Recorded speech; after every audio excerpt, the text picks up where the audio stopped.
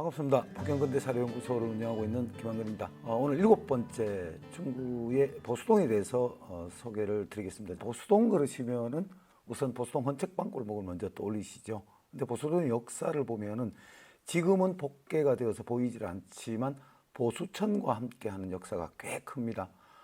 이 보수천 같은 경우에는 구덕산과 시약산 자락에 흘러 내려오는 물들이 이 지금 서구청 앞을 지나서 남항으로 흘러들은 하천인데요.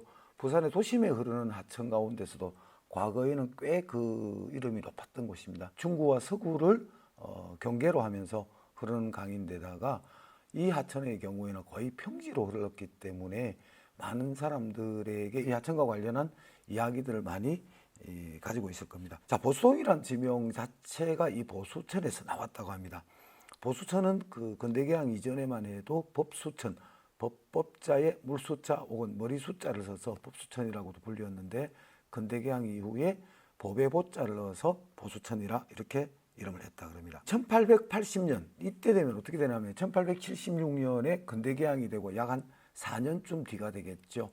지금 용두산의 동서쪽에 일본 전관 거류지가 형성되고 많은 일본인들이 마치 신천지 개척하듯이 한국으로 건너오고 한국에 건너오는 그 초입이 부산항에 있다 보니까 어느 지역보다도 부산 전관 거류지가 일본인들로부터 매우 북적거리던 그런 곳이었고 많은 일본의 문물들이 이곳을 통해서 조선으로 번져나가는 이런 시기였습니다.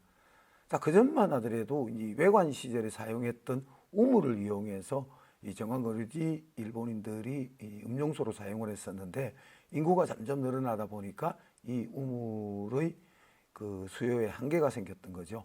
그래서 이들이 보수천에 눈을 돌려서 보수천 상류에서 광복동 중간까지 대나무관을 묻었습니다. 이것이 1880년입니다. 대나무 죽관으로 상수관을 만들어서 사용하다가 이 죽관이 이제 시간이 지나니까 이제 빨리 상했겠죠. 그러다 보니까 6년 뒤인 1886년에는 목관으로 대체했다라는 이런 기록들이 나옵니다.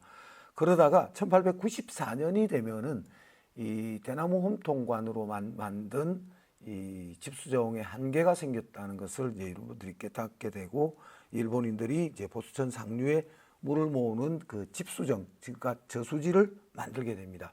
집수원, 그러니까 저수지를 만들어서 이 저수지에 물을 가두어서 자연 여과 장치를 해서 이 전관거류지와 가까운 이 광일초등학교, 과거의 남일초등학교 이 모서리 건너편에 있는 현재는 빌라가 되었습니다만 이곳에 처음으로 배수지를 만들게 됩니다. 이 기록이 1902년쯤으로 이렇게 나타나는데요. 이것이 이 우리나라 상수도의 최초의 기원이 된다는 겁니다. 여러분들이 기억하시는 것은 현재 중구청 뒤편에 있는 복병산 배수지를 기억을 하시죠. 1910년에 조성한 이것은 성주국 수원지물을 이곳까지 끌어들였던 그런 배수지였지만 사실은 이 1894년에 보수천 상류에 집수원을 만들고 그러니까 물을 모으는 저수지를 만들고 여기에서 광일초등학교 앞까지 배수지를 연결을 했던 이것이 부산의 상수도뿐만 아니라 우리나라 상수도의 최초의 기원이 됩니다.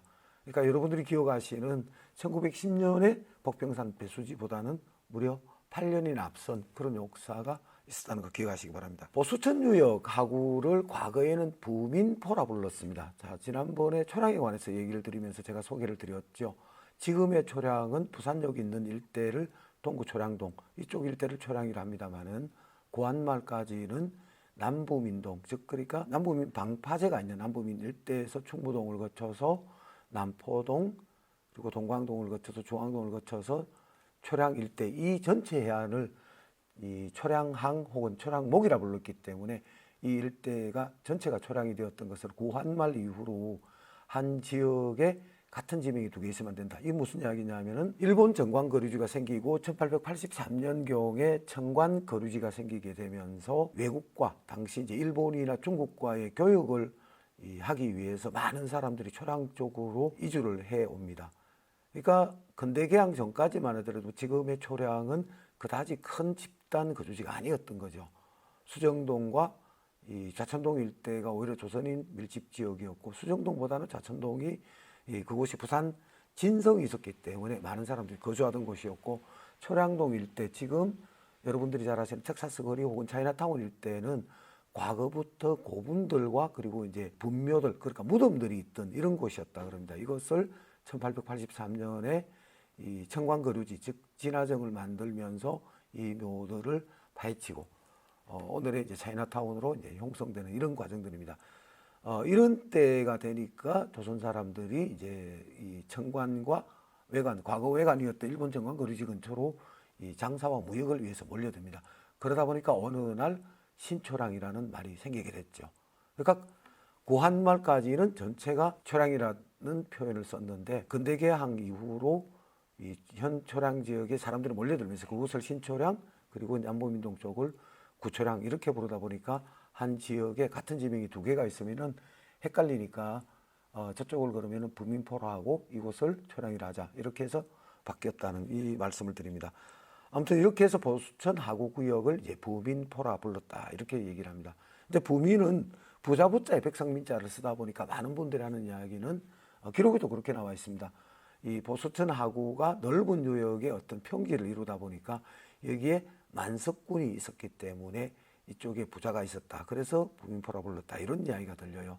근데 옛 지도라든지 사진들을 검색을 해보면은 들은 꽤 넓게 펴져 있었지만 이곳이 그렇게 한 사람이 부자로 살만한 그런 이 주거지를 갖추고 있는 형태는 보이지는 못합니다. 그래서 오히려 지금의 남부민동 방파제 앞쪽 등대시장 있는 이 일대가 이 조선시대 이후로 꽤 어장이 컸던 곳입니다. 무슨 이야기냐니까 낙동강 하구의 어떤 영양 염류들이 하구의 바다와 만나면서 많은 이제 그 동물성 플랑크톤의 먹잇감 되는 식물성 플랑크톤이 낙동강을 타고 낙동강 하구 기수 지역에 몰려드니까 이 일대가 물고기들을 서식하기 좋고 그리고 이제 산란하기 좋은 이런 곳이다 보니까 여기에 어장이 크게 형성되었다 그럽니다. 여러분들이 잘 아시는 가덕대구가 이쪽에서 나는 이유도 그것이라고 할 수 있죠. 물론 이제 뭐 숭어들도 계절에 따라 때를 지어서 이곳을 드나들고 과거 기록들을 보면은 청어라든지 갈치도 가덕도 앞바다로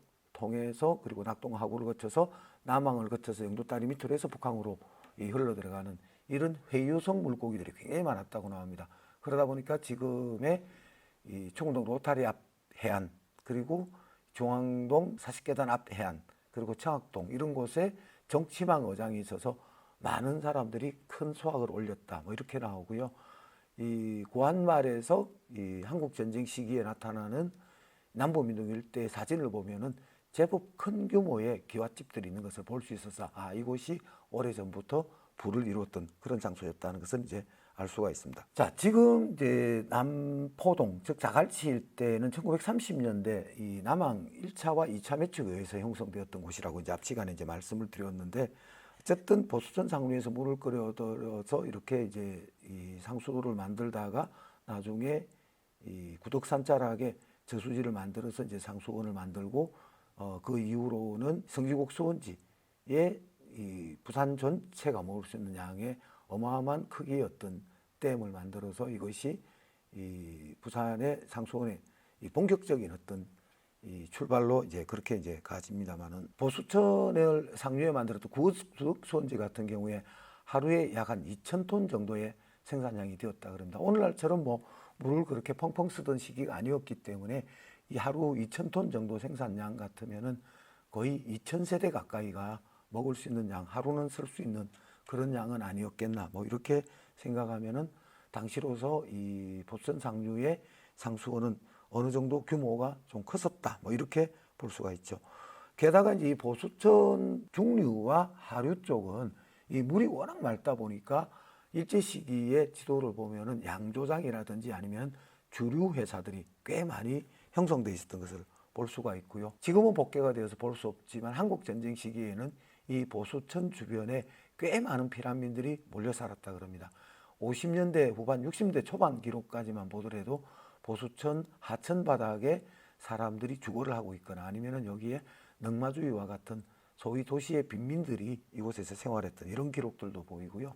때로는 뭐 큰 비에 이들의 주거지가 뭐 위협을 받는 뭐 이런 경우도 있고 그리고 보수천 이 하천변에 수상가옥이라 그러는 그러니까 도로에 집을 약간 걸치고 하천에 말뚝을 박아서 집을 지어서 사는 이런 형태도 보였다 그럽니다. 그리고 뭐 거의 70년대까지만 하더라도 많은 주민들이 보수천에서 빨래를 하기도 하고 했고요.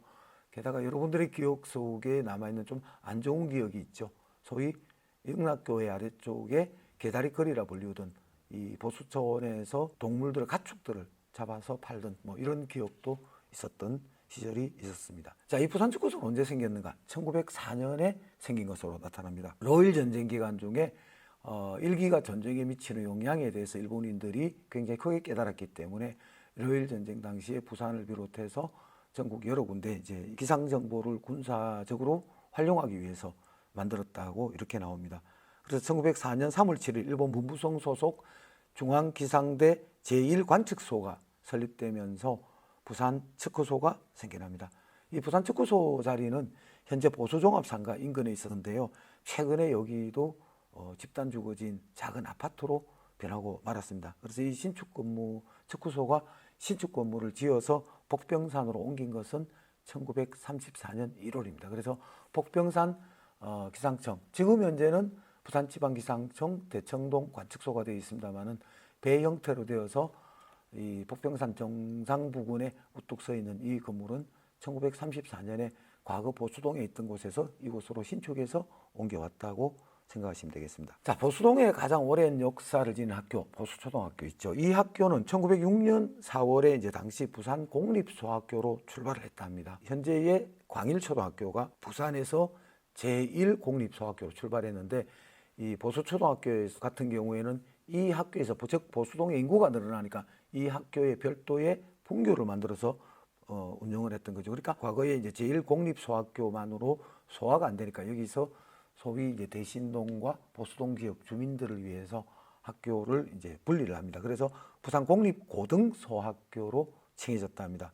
그래서 6년 9월 1일부터 보수동 현 보수초등학교 자리에 새 교사를 지어서 이제 수업을 했다 이렇게 나옵니다. 이 학교 여러 이제 명칭 변경이 일어납니다. 그러니까 6년 9월 1일에 이제 부산 공립고등소학교로 출발을 했는데 이듬해 되는 1907년 1월달에 통관부 지정학교로 되면서 부산 거류민단립 부산고등소학교로 명칭이 또 바뀌게 됩니다.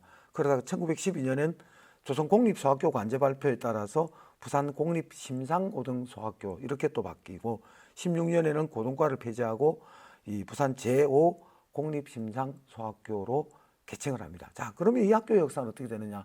과거에 부산 제1공립소학교였던 것이 소위 여기서 고등과를 설치한 것이 출발이 되었다가 그 이후로도 고등과로 쭉 오다가 나중에 이 초등교육인 제4공립소학교로 명칭이 바뀌었다. 뭐 이렇게 보시면 되고요. 그러다가 1929년도에 들어서서 심상소학과를 또 폐지하고 학교 이름을 부산공립고등소학교로 다시 명칭이 바뀌게 됩니다. 그러다가 이제 한국전쟁 시기에 이 보수국민학교로 명칭을 바꾸고 96년 3월 달에 우리나라 국민학교를 초등학교로 명칭을 바뀌면서 지금은 보수초등학교로 명칭이 개칭이 되었습니다. 자, 보수동에 보수종합상가가 있습니다. 여기는 종합상가라 하니까 이제 일종의 시장과 같은데 오랫동안 이곳은 이제 과일들이 이제 중구 지역에서는 가장 싼 곳으로 아주 유명했던, 현재도 보면은 이 종합상가에 보면은 과일 도매상들이 많이 집산되어 있는 이런 곳을 볼 수가 있습니다. 이 보수종합상가가 위치한 곳은 1906년에 일본인이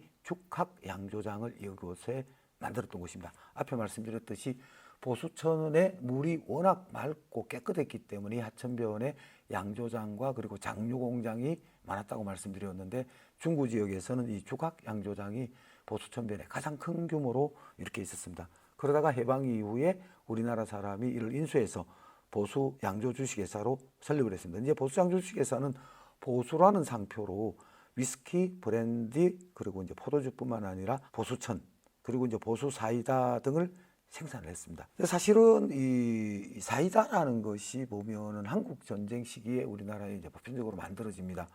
뭐 50년대 사이다를 생산한 곳이 보수 사이다 외에 영도의 합동 사이다, 그리고 이제 평화 사이다, 이렇게 세 곳이 이제 생산이 되었는데요.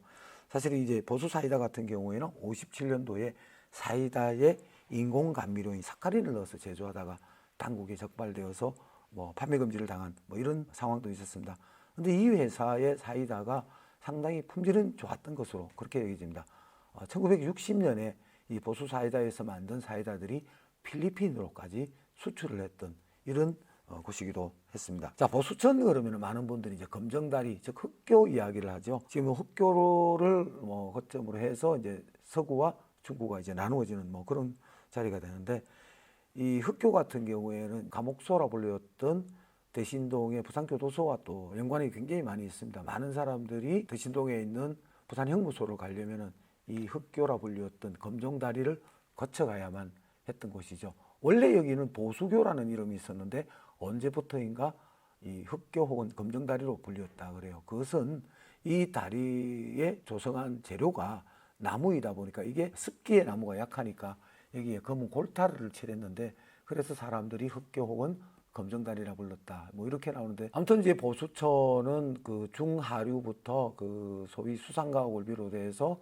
하천변에 생활하는 사람들까지 피란민들의 애환이 가장 많이 서려 있는 이런 곳으로도 유명했던 곳입니다만은 80년대 후반에 보수천이 복개가 되면서 이 검정다리 추억도 사라졌습니다. 그리고 보수천에서 여러분들의 기억에 나는 것 중에 하나가 소위 개다리거리라 그래서 이 개나 고양이 등을 잡아서 약재 혹은 식용으로 판매하던 곳이 있었죠. 전쟁 중부터 해서 전쟁이 끝난 이후에 많은 사람들이 이 당시에 먹을 것이 부족해서 몸이 굉장히 부실한 사람들이 굉장히 많았어요. 그러다 보니까 제대로 된 병원에 가기에는 힘이 들었고, 그러다 보니까 민간 처방, 민간 약재에 많이 의존하던 시대였습니다. 그러다 보니까 이 고양이라든지 개를 식용을 했을 때 어떤 효험이 있다 이런 이야기를 듣고 많은 사람들이 그것을 참 애용하다시피 식용을 했었던 게 있죠. 요즘은 그런 부분들이 많이 사라졌지만서도 그런 어떤 애완용 동물을 잡아서 식용 혹은 약용으로 쓰였던 이런 기억들이 있습니다. 왜 여기에 집산했느냐? 짐승을 잡고 나면 이 내장이라든지 이것을 버려야 되는데 일반 땅에 묻기가 못하니까 이 하천을 통해서 그냥 씻겨져 내려가도록 한 굉장히 비위생적인 곳이었죠. 근데 이것도 80년대 후반에 이 보수천이 복개되면서 사라지고 지금 거의 그 모습을 볼 수 없습니다. 어쨌든 많은 행인들의 눈살을 찌푸렸던 개다리거리, 이것이 보수천변에 있기도 했습니다. 1918년에서 19년 사이 거의 그러니까 100년 전 이야기죠.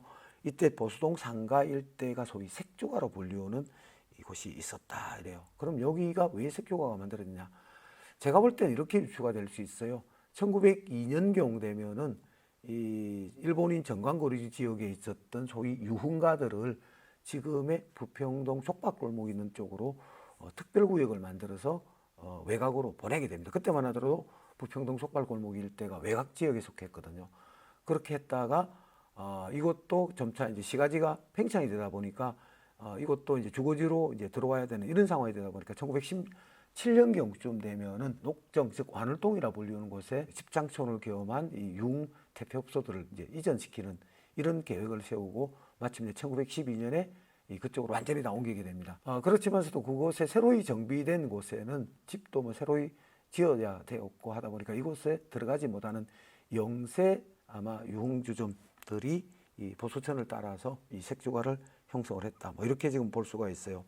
당시에 하루 1, 2만 원, 요즘 말로 하자면 아마 1, 20만 원 정도면은 밤새도록 안방수를 마시는 이런 풍경이 보였다 그래요. 약 한 25가구 가량의 이런 유흥업소들이 이제 밀집이 되어 있어서 상당히 이곳이 이제 당시에 1920년대에 사회적 물의를 일으켰던 이런 곳이었다. 그리고 이 색조가가 거의 60년대까지도 이전이 되어 왔었다. 그대로 유지가 됐다. 이런 이야기도 나오고 합니다. 게다가 이제 여기 일대를 또 중심으로 형성된 깡패들이 있어가지고 이들이 업소를 보호한다든지 그러지 않으면은 돈 없이 들어온 취객들을 이렇게 좀 구타를 한다든지 이런 일들도 있었다 그래요. 어쨌든 이 남포동이 이 유흥가로 조성되기 전, 그러니까 70년대 이전만 하더라도 보수동 색조가가 중구 지역에서는 유흥업소로서 유명했던 이런 역사가 있었다는 기록이 나옵니다.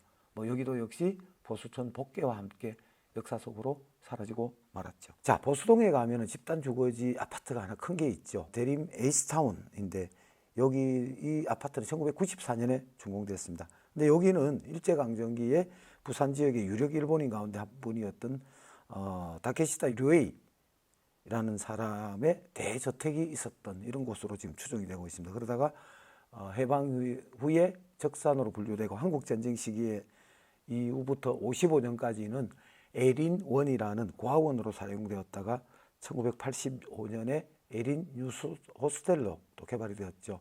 그러다가 유스 호스텔이 문을 닫고 92년에 철거되고 94년에 지금의 드림 H타운으로 변했습니다. 자, 보수동 책방골목 옆쪽에 광복교회가 있습니다. 이 교회의 역사가 꽤 오래됩니다. 1904년에 일본 기독교회가 부산에 목사를 파견해서 세운 일본 기독교회가 창립한 장소입니다. 우리나라의 서양 선교사들로 인한 교회 이후에 그 일본 기독교회가 부산에 온 최초의 자리가 이 광복교회 자리로 됩니다. 해방 이후에 일본인이 운영하던 교회라 해서 명칭을 광복교회로 바뀌었습니다. 자, 보수동 책방골목. 자, 여기는 우리나라 최대 헌책방 골목이다. 물론 뭐 대전에도 헌책방이 많고 서울에도 헌책방이 따로 있지만서도 한 골목 안에 이렇게 집단적으로 있는 헌책방은 우리나라에서는 가장 큰 규모다. 이렇게 말씀드릴 수 있습니다. 이 책방골목은 어떻게 형성되었는가? 한국전쟁 피라민들과 그 역사를 같이 한다고 지금 여러분들이 알고 계시죠. 그런데 지역의 고로들의 이야기를 들어보면은 해방 이후부터 여기에 이 헌책방이 있었다라는 뭐 이런 이야기도 들리고 있어서 앞으로 이 부분도 좀 우리가 좀 조사를 해볼 필요가 있어요. 근데 이 자리에 왜 해필이면은 보수동 헌책방 골목이 생겼는가? 여러분들이 골목을 가다 보면은요, 이 국제시장 사거리 쪽에서 그 보수동 책방 골목을 가다 보면 오른쪽 편에 보면은 큰 축대들이 보입니다. 일부는 축대를 허물어서 상가로 변했기 때문에 보이지 않습니다만은 끝머리쯤에 보면 아직도 이제 축대가 남아 있는 것을 볼 수가 있는데, 여기는 이 1907년부터 대청로 확장 공사를 하면서 이쪽 지역이 굉장히 경사진 가파른 그런 장소였습니다. 여기를 뭐 일명 보수산이라고도 불렀던 곳인데, 이 그 산자락이 굉장히 가파른 데다가 그냥 이 가파른 산을 그냥 두기보다는 여기를 택지로 개발을 했던 겁니다. 그래서 책방골목에서 오른쪽으로 난 계단을 따라 올라가면은 보통 7, 80평 규모의 계단식으로 된 주택들을 볼 수가 있어요.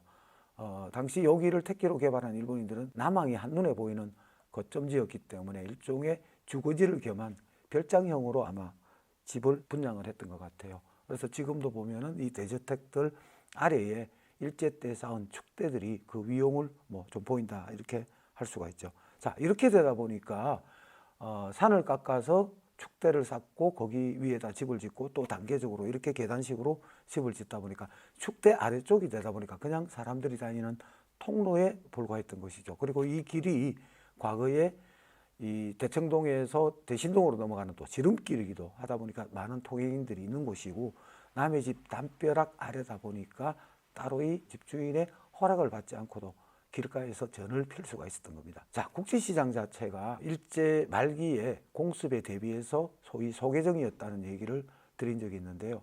그러다 보니까 국제시장에 헌책을 가지고 팔러 가기에는 이 책 가격이 그 당시로는 상대적으로 다른 물품들에 비해서 가격이 낮다 보니까 어떻게 거기에 들어가서 자리를 잡기에는 큰 이득이 나지 않았던 것 같아요. 그래서 인근에 부평시장이 있고 바로 앞에 국제시장이 있고 이러다 보니까 자연스럽게 사람이 드나드는 길목, 게다가 한국전쟁 시기에 보수동과 대신동 지역에 피란 학교들이 굉장히 많았습니다. 대부분 이제 이들 학교를 통학하는 학생들이 이 골목 앞을 스쳐 지나가다 보니까 자연스럽게 헌책방이 형성된 것이 아닌가, 뭐 이렇게 보고 있습니다. 뭐 기록으로는 그렇게 나오죠. 한국전쟁 시기에 145태로 부산에 온 손정린 씨 부부가 여기에 뭐 자리를 깔고 앉아 시작된 것이 책방골목의 시작이었다 이렇게 되는데, 어쨌든 한국전쟁 시기 미군 부대에서 나오는 헌책들, 그리고 일제가 패망 후에 일본 사람들이 남겨두고 간 그 책들이 이곳으로 흘러들어오면서 당시 인쇄출판업이 원활하지 못했던 시기에 꽤나 많은 사람들이 붐볐던 곳, 그래서 한때 70여 곳에 헌책방이 있었던, 그리고 지금 현재 약 50군데가 채 못 되고 있지만 어쨌든 보수동 헌책방 골목은 우리나라 최대 헌책방 골목으로 그 명맥을 유지하고 있습니다. 책방 골목이 사실상 1990년대 중반 이후로 많이 쇠퇴가 됐어요. 그러다가 2000년대 들어서서는 거의 명맥 유지가 힘들 정도였는데, 마침 2007년에 이 책방 골목에 있던 2대에 걸쳐서 서점을 운영했던 고서점, 지금은 뭐 이 서점도 남천동으로 이전을 갔습니다만은 고서점의 양모 사장께서, 젊은 사장님이 이 책방골목 문화축제를 열면서 그나마 책방골목을 바깥으로 알려주는 이런 계기가 됐고요. 게다가 이 시기에 100평 정도의 공간을 가진 서점도 생기다 보니까 이제는 책방과 그리고 어떤 문화가 같이 있는 그런 골목으로 자리를 잡게 되고 결국은 이제 부산의 관광문화 명소로 자리매김해서 오늘날까지 이어져 오고 있는 부산만이 가지고 있는 독특한 장소다라고 이제 기억을 하시면 되겠습니다. 부산의 기독교 역사들을 살펴보면은 고한 말에 이제 이 땅에 왔던 선교사들로 인해서 시작이 되었던 그런 역사들이었다. 여러분들이 다들 알고 계시죠? 그런 가운데서 일제 시기에 소위 주기철 목사님, 그분은 이제 진해 웅천 분이십니다. 이분을 중심으로 해서 일본의 신사참배에 반대하는 이런 어떤 민족적 의지를 가지신 목사님들도 많이 배출됐어요. 특히 이제 그런 정신이 이제 동구의 초량교회가 주기철 목사님의 어떤 신사참배 반대와 같은 이런 어떤 항일적, 반일적 어떤 이런 역사가 있는가 하면은 70년대부터 시작되었던 민주화 운동과 관련해서 많은 기독교인들이 이 땅의 민주화 회복을 위해서, 민주화 정립을 위해서 노력하셨던 분이 있습니다. 그 가운데 한 분이 우리가 꼭 기억해야 될 분이 보수동 책방골목에 있는 중부교회의 최성묵 목사님이십니다. 정말 안타깝게도 이분은 1992년에 불과 62이라는 어찌 보면 굉장히 젊은 나이에 운명을 하셨는데 이분이 부산의 민주화 운동에 끊을래야 끊을 수 없는 어떤 그런 역사적 자리를 가지고 있습니다. 사실 70년대 후반 우리나라 민주화 운동은 마치 폭풍전야와도 같았죠. 이 당시에 이제 부산의 민주화 운동의 구심점을 이 중부교회가 했다고 합니다. 여기서는 이제 반독재 민주화 운동으로 탄압받던 활동가들과 참 하고 싶은 말이 있어도 거비질 할 수 없었던 시민들의 안식처 역할을 했다 이렇게 봅니다. 이 중부교회는 57년에 세워졌어요. 처음 설립 때부터 이 교회는 한국적인 자주적인 이런 교회 정신을 이제 이어갔습니다. 그래서 유신 시절부터 수배받고 쫓기던 재야 인사들과 학생들의 단골 피신처가 되기도 했고 87년에는 소위 당시만 해도 이 광주 민주화 운동과 관련해서 일반인들이 입에 오르내리기도 힘들었던 시기에 이 교회에서 광주 민주화 운동의 실상을 알리는 비디오 상영을 했던 이런 장소이기도 했습니다. 어쨌든 뭐 서슬퍼렇던 50 시절에 목숨을 내걸 만큼 용기가 없으면 감히 할 수 없는 일을 중부교회 최성묵 목사님이 단행을 하셨다는 겁니다. 특히 이제 최 목사님은 77년 말에 이분이 만든 문화공동체 양서협동조합이 있었습니다. 그러니까 사실 이 양서협동조합은 이 77년 말에 생겨졌는데요. 70년대 말에서 80년대 중반, 중후반에 이르는 부산 민주화 운동의 구심점으로서의 역할이 굉장히 컸습니다. 그래서 부산 지역 청년 대중운동의 어떤 시발점이 되고 훗날 부마 민주항쟁의 기폭제 역할도 이 양서협동조합이 했다고 볼 수가 있습니다. 그러니까 목적은 양서 좋은 책을 읽으면서 시민의식을 고취하자 뭐 이런 취지에서 출발했는데 결국은 요 시찰 인물들 당국의 수배를 받는 어떤 사람들이 이제 중부교회에 은신해 있던 이런 시절입니다. 마침 이때 이제 서울대 출신의 김영기 씨가 최 목사님에게 이것을 착안을 시켰답니다. 어쨌든 시민운동은 해야 되겠고 워낙 탄압이 심하니까 그냥 책임있는 독서 모임으로부터 당국의 감시의 눈길을 피해가면서 여기에서 민족의식과 민주의식을 키우자라고 제안을 했던 거죠. 그래서 이제 조합원 70%가량이 중부교회 당회원들을 포함한 기독교인들이었다 그래요. 그래서 양서협동조합은 교인뿐만 아니라 시민 그리고 학생들까지도 참여하면서 이 양서협동조합의 회원들뿐만 아니라 부산 시민들에게 민주주의의 중요성을 깨우치는데 굉장히 앞장섰던 이런 곳입니다. 어쨌든 70년대부터 80년대까지 약 10년 동안 부산 지역 민주화 운동의 전초에는 항상 중부교회가 있었고 이 중부교회의 중심에는 한국 민주화 운동의 거목이신 최성묵 목사님이 계셨다. 이것을 우리가 좀 기억을 해줄 필요가 있습니다. 사실 유신체제가 72년에 선포되었죠. 그러다 보니까 송기인 신부, 임기훈 목사님, 심흥선 목사님, 유기선 박사님과 함께 최성묵 목사님은 정의구현 기독자회를 결성해서 유신에 저항했습니다. 여러분들은 정의구현 천주교 사제단만 기억하시지만 이때 이미 그 정의구현 기독자회가 이분들에 의해서 결성이 되었다는 겁니다. 그러면서 이분들이 유신에 저항을 했던 거죠. 어쨌든 최성묵 목사님은 17년 동안 중부교회에 계시면서 학생, 시민, 종교인, 교수 등 의식 있는 인사들의 어떤 집회 장소로서 그리고 이 수많은 민주 인사들의 은신처로서 역할을 다했고 그리고 많은 내노라는 민주 인사들이 이 중부교회를 들러서 이 강연을 했던 뭐 그런 곳입니다. 그러다가 김영삼 전 대통령, 고 김대중 대통령, 노무현 전 대통령 그리고 고 문익환 목사 이분들도 다 중부교회를 다녀가셨던 이런 기록들이 있습니다. 최성목 목사님이 92년에 별세하신 이후로 이 교회의 움직임들이 많이 좀 둔화가 됐죠. 어쨌든 여러분들이 기억을 해야 될 것은 87년 민주헌법쟁취 국민운동본부 수석 공동대표를 역임하면서 부산 민주화운동에 앞장섰던 최성목 목사의 기억이 이 보수동 책방골목 한켠에 있다는 것도 함께 기억을 이제 주셨으면 좋겠습니다. 그리고 이제 보수동에 여러분들이 기억에 남아있는 오래된 아파트 하나 있죠. 보수 아파트입니다. 이 보수 아파트 같은 경우에는 이 부산의 원도심과 주변부 산자락, 이곳이 한국전쟁으로 피난민들이 굉장히 많이 운집했을 때 이 사실은 피난민 판자촌들이 뭐 거의 상정상부까지 올라가는 것을 볼 수가 있어요. 50년대 국제시장에서 촬영한 보수산을 보면 거의 산꼭대기까지 이 집들이 들어차 있는 것을 볼 수 있습니다.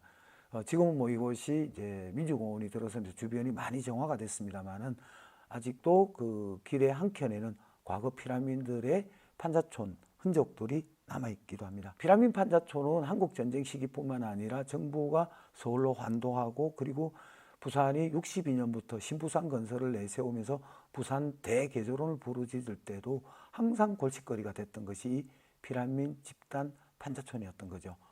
이것을 1967년에 이 부산 고지대 개발 계획을 수립을 하고 71년까지 5년 내에 고지대 판자촌 등 이제 불량가옥 8,974동, 그만큼 많은 가옥들이 불량 가옥들이 있습니다. 이것을 전부 다 정비하겠다는 계획을 세우면서 여기에 3,150세대를 수용할 수 있는 아파트 건립을 계획을 했어요. 그래서 이때 만든 것이 보수 아파트, 영주 아파트, 수정 아파트, 시민 아파트, 그리고 영도 영선 아파트, 복내 아파트 뭐 이런 아파트들이라고 볼 수가 있겠습니다.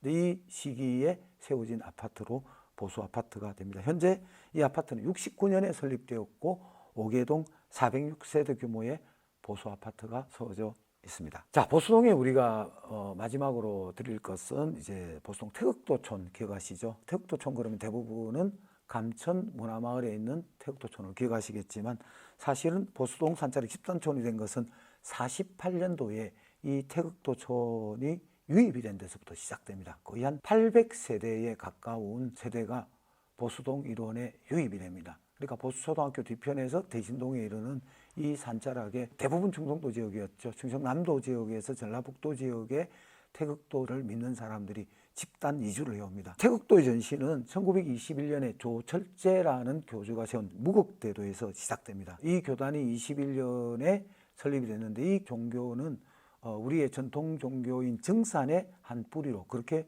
보고 있습니다. 그러니까 정산교의 약간 변형체로 그렇게 보는 거죠.